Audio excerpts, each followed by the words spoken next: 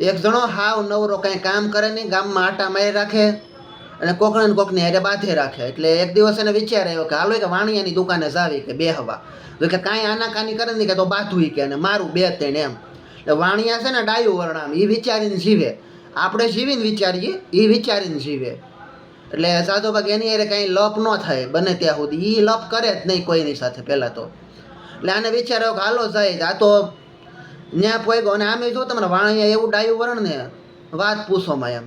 વાણિયાના ઘરે આપણે કહેવાય તો વાણિયાનું ઘર બહારથી સામાન્ય લાગે આપણને, હાવ સામાન્ય, પણ અંદર જાતા જાય ને તો ધુબાકા બોલતા હોય એવા મકાન હોય, એવા ઘર હોય એમ. અને આપણે દિવાળી આવે ને ત્યારે બધું ટાબક ટીબક જે કાંઈ હોય ને એ આપણે દરવાજા ટીંગાડીએ, બધું બહાર બાયણે, અંદર કાંઈ ન હોય. આપણે એમ અંદર ઉંદેડા સિંહે સીડ્યા હોય, રાયડુએ સીડ્યા હોય.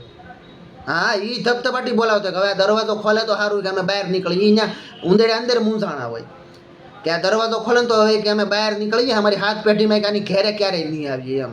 એટલે આપણે એટલું બધું ન હોય. આપણું ઘર બહારથી આમ તમને ટાબક ટીબકથી સારું દેખાય. વાણિયાનું ઘર બહારથી છે ને એકદમ સામાન્ય લાગે, અંદરથી ધુબાકા બોલતા હોય એવું હોય. એટલે તમારે જવું, આપણો ભાઈબંધ કોઈ વાણી હોય ને એને જવું તમારી દુકાન, કાપડની દુકાન હોય, કાપડ લેવા જવું.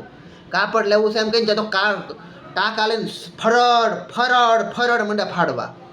આપણે કહીએ ભાઈ ભાવ તો કયો જરાક. ઓલો કે તમને ભાવ કહેવાના હોય, તમારા અમારા કેટલા જૂના સંબંધ, અમારા બાપા તમારા બાપા ને તમારા બાપા તો એટલે આપણા બાપા કાંઈ નહીં એમ.